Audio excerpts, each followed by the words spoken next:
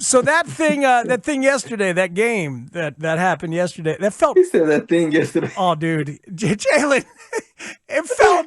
I wouldn't know it's a game, but man, that felt awful to watch. It was miserable to watch. What did it feel like to play in, Jalen? He said he was miserable to watch. Goddamn. I'm sorry, man. I'm Nah, sorry. It's hey, just I the mean, truth, man. it's your truth. I can't be Yes. mad at that.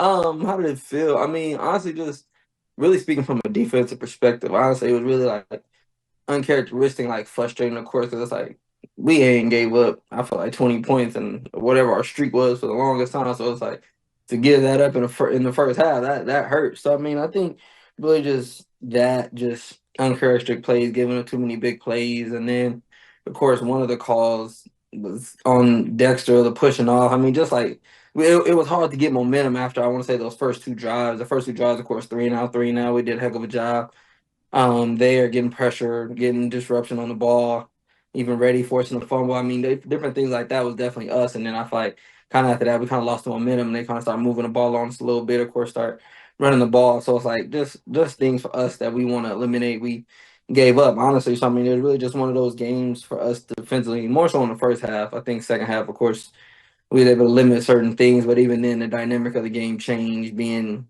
well, I think it got up to 29-9. I mean, so I mean, it really just turned into them trying to really just run out the clock. But I mean, just overall for us, it wasn't a performance that we wanted to, of course, wanted to have, and it was really a bad time. And I mean, again, just for us to be able to play at the highest level, we know that we got to create more turnovers. We have to be disruptive, not let them move the ball, get in the scoring range, and then we really have those touchdowns. I mean, field goals. We watched a lot of field goals. We kind of got to do that same thing, but we gave up too many touchdowns for sure. On the play at the end of the first half, Mhm. how did you view it? What was your point of view on that play? I mean, really just for me, I mean, I kind of just seen it was run. Of course, my receiver was blocking, and then there was running back alley just kind of popped up out of the blue to out of our or to my side or to that right side or left side of the defense, right side of the offense, and then really just really too much space, too much daylight, and I mean, sure he creased us and got to the crib, but I mean, I think for us again, it was we had opportunities to get him down, didn't get him down, and then I mean from there it was I mean nobody's able to touch him after he got past the second level.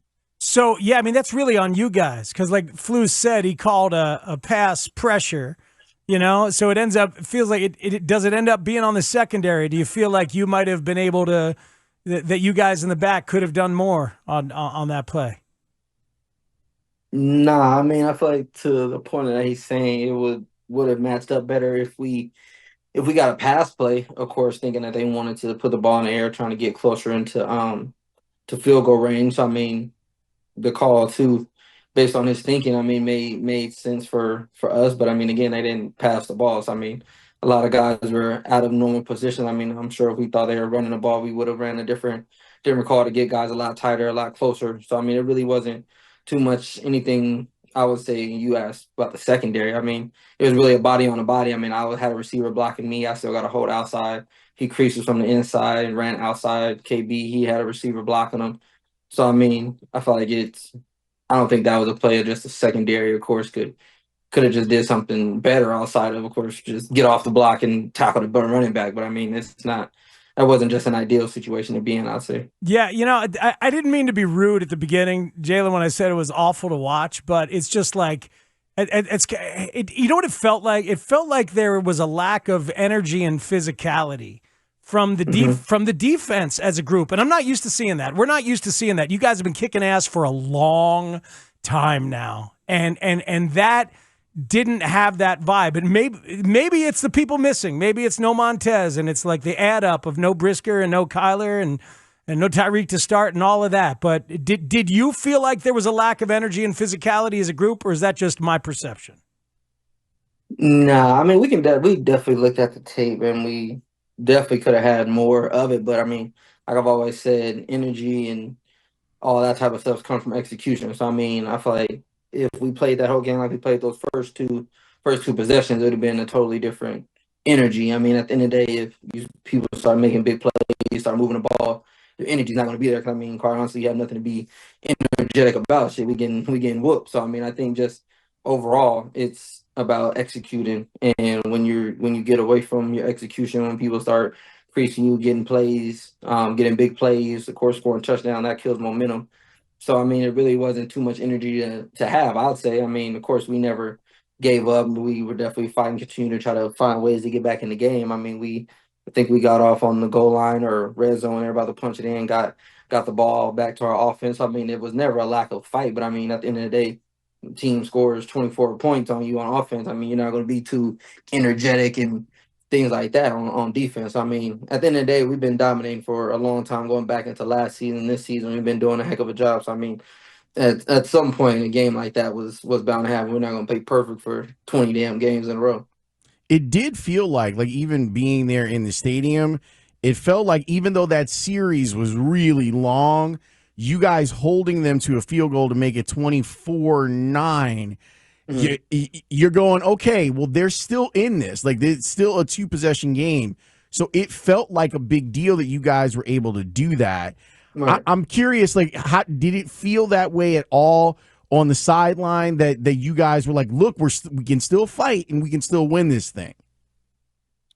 Yeah, I mean, just for us, honestly, just being so disappointed, I feel like as a defense, I mean, just every time we going out there, it's like, man, we got to put an end to this. I mean, for us, it's really just about giving our offense opportunities. So, I mean, for us, we were thinking 3-and-out takeaway, not letting them really run the clock out, and then trying to get the ball back to offense as best as possible. So, I mean, just throughout that game, really more so in the second half, it was like, man, we still in it, but it starts with us. Because, I mean, the more that they keep controlling the clock, keep scoring points, I mean, we weren't going to have a shot. So, definitely for us on defense, trying to stick together. Ted off is going to give them the ball back, and hopefully they were able to do their thing with it, put some points up, kind of try to recreate that momentum. But again, that comes with execution. I don't think I know for a fact neither side of the ball execute at the level that we wanted to execute at for going into that game.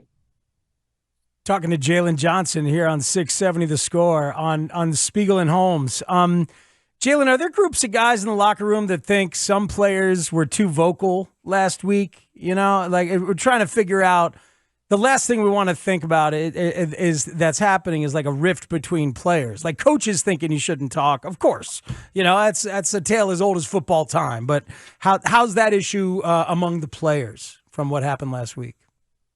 If you can give me more context to what you're talking about, what happened last week? Well, just like, you know, like you shared with us about how the timeout might have been helpful, and then Cole earlier had shared about the practice stuff, and like you know, there's a lot of former players saying that, you know, you shouldn't be talking, and like it felt like you guys got a talking to last week in the middle of the week, like don't talk as much. Maybe that's the first question to ask. Did you guys get told not to talk? I was going to say, it sounds like a lot of he said, she said. People don't really know what the hell was going on. Yeah, so why don't we just ask? Did you guys get told not to talk in the middle of last week? No? No. Okay.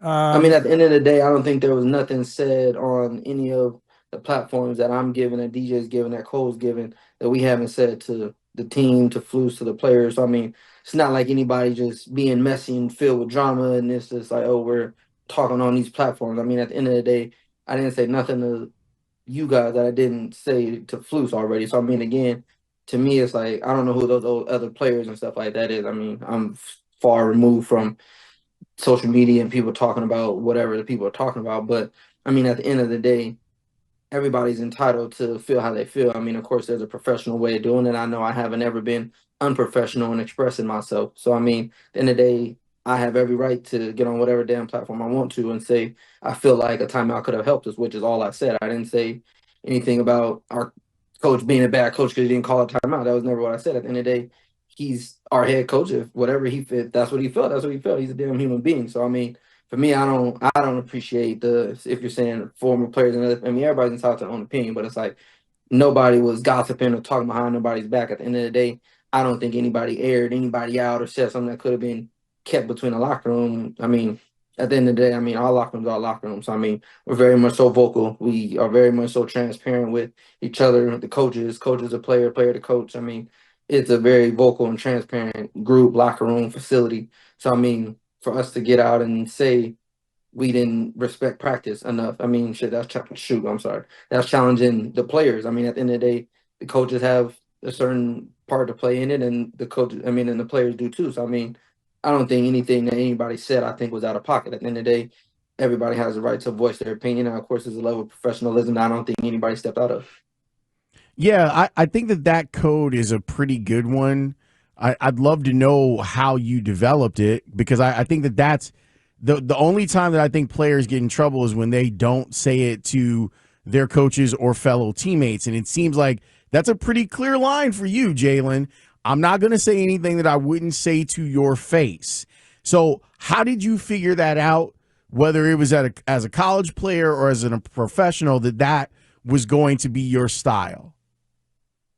I mean, I wouldn't even say it's a style. I mean, to me, like straightforward communication. I feel like for me, at the end of the day, of course, being the captain just gave me a bigger platform. But I mean, anybody on our dang team can talk. Like, it's not limited to captains talking. Like, of course, captain are given the floor more times than not, but there's never been anybody stopped from having a voice. I mean, last week, Daryl Taylor spoke up. Last week, Amon spoke up. Last week, Gerald Everett spoke up. So, I mean, those guys aren't designated captains, but I mean, if they have something to say, they have something to say. So, I mean, I think for me, I'm like, I wouldn't even say style, but I mean, to me, if I'm given a platform opportunity to speak, you ask me a question, how I feel, what I think. Hey, I'm going to answer your question. I mean, at the end of the day, it's not like I'm just banging on his door every week. Hey, coach, I feel like da da da da da. It's like, no, it's not. It's not like that. At the end of the day, if you ask me how I feel, what I think, I'm going to, in a sense, give you that answer. If you're giving me the opportunity, you want to hear my feedback, Yep. then hey, I'm going to give you the feedback. I don't think it's one of those situations where it's like I had to develop it. I mean, I would say, like, I've understood the dynamics of the league more so being in it. Of course, now going on my 5th year, and like I've always said, and I'm not going to say anything like different. Like, at the end of the day, nobody's superior to anybody else. I mean, the players and coaches come together for one common goal, and that's to win a championship. So, I mean, the coaches aren't just superior to the players aren't superior to the coaches. I mean, at the end of the day, we all have one common goal, and we got to figure out ways to get that goal accomplished. Yeah, to be clear, Jaylon, like Lawrence and I have talked about it a lot. We appreciate your honesty. We appreciate the players' honesty. And we've talked about how the world has changed a little bit. I remember, 3 years ago, you saying, well, I just want to think about communicating with intention. And I was like, what? Did a kid on his rookie contract just talk about communicating with intention? Like, it's a very mature way of communicating. And sometimes I wonder whether the coaches are meeting you guys where you are. So that's the question. Privately, are the coaches meeting you guys communication-wise where you guys are in terms of honesty and accountability? I mean, I can't answer that. I feel like only the man himself can answer that at the end of the day. I mean, I feel like for us, and again, as players, I don't want to get it misconstrued. We're not just voicing every single thing that we feel, and we feel like, I mean, we come together kind of as a group, whether it's in person, whether it's over text. I mean, for the most part, we're on one accord, one page with what we're like bringing the coach. Whether, again, if it's not just always, oh, coach, you guys aren't doing this, we need to be in better. Like, those aren't always the conversations. So I mean, at the end of the day, I feel like even for flus for the coaches or whatever, I'm sure they talk about certain things and they present us with certain things. I mean, it's not like it's just some free flowing highway of just conversations and feelings and emotions. At the end of the day, this game isn't about feelings and emotion. This game is about execution and winning. So I mean, as long as that's the main goal, if we need to have a conversation about winning and execution, then that's what we do. I mean, quite honestly, it's just not about one individual not liking something. I mean, we're all here for one common goal. So I mean, I can't tell you if they're matching our energy or whatever. I mean, quite frankly,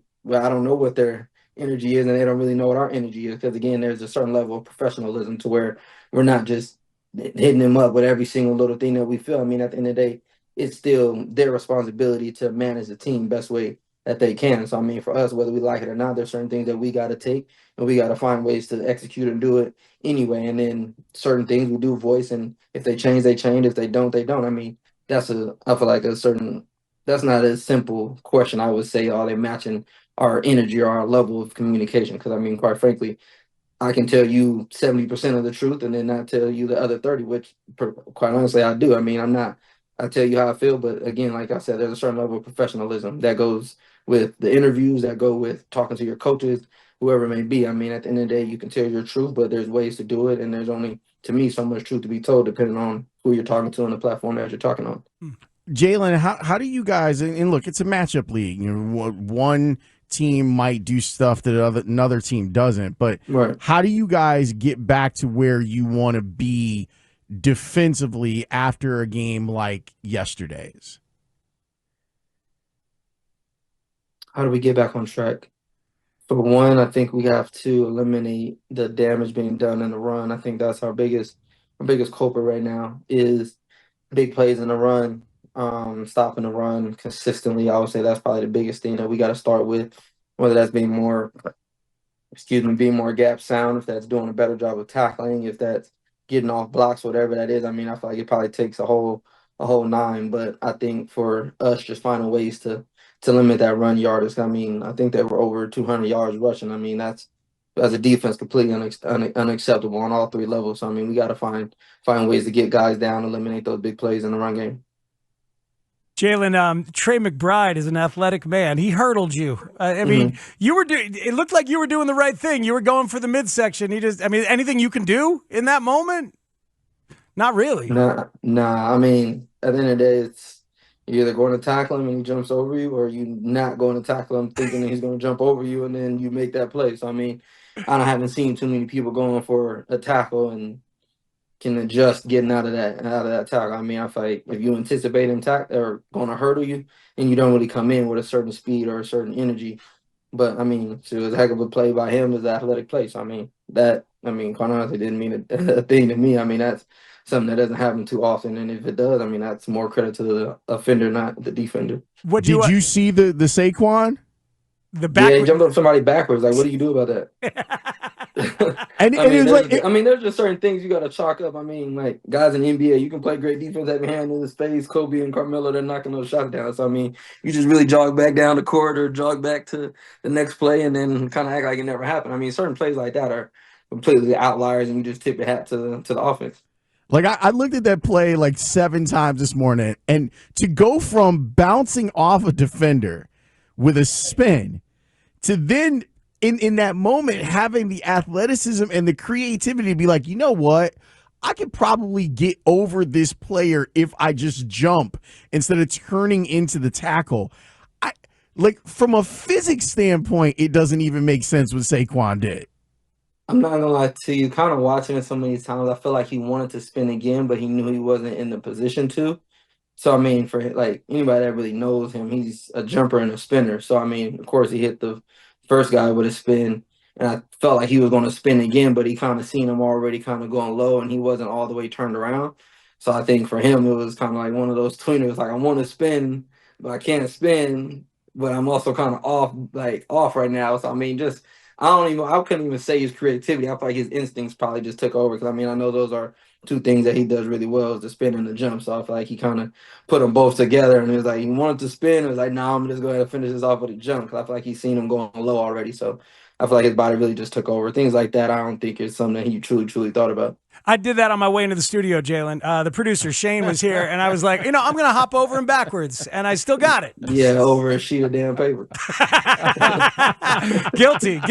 Hey, what did you and McBride say to each other after the hurdle? Looked like some good-natured talk after that play. Yeah, nah, he was. I mean, he was funny. He was a good trash talker. He was just. First, he was saying, "Oh, come on, like he was saying, like he thought I was better," and I was like, "That had nothing to do with me. I mean, that's a good play by you." So I mean, I was really just giving him credit. But I mean, he's a good player. I like him. He's fun to play against. How about Budda Baker, man? That's a pretty special safety, isn't it? Like to just be able to do everything he can. Speed. Oh man, I had the luxury of spending some time with him, of course, at the Pro Bowl. So I definitely always respected his game, even when he was at Washington, Utah, a little rivalry we had. Of course, and then really just seeing his career take off in the NFL. I mean, he's been a playmaker, I would say, his whole career. I mean, he's not somebody that's just going to get 5, 6, 7 interceptions, but I mean, his presence is always going to be felt. I feel like everybody remembers him just saying how much like fear, like or fearlessness he plays with. I mean, he's going to run full speed and just hit anything moving. He's going to make plays. He has good instincts, good IQ. So he's definitely a high level player in this league and been that for a long time. Jaylon, as always, man, we appreciate the time and the candor. Thanks so much for saying your truth and saying it with us. It's much appreciated. Oh, yes, sir. No doubt. You guys have a good one. Yeah, you too, man. You too.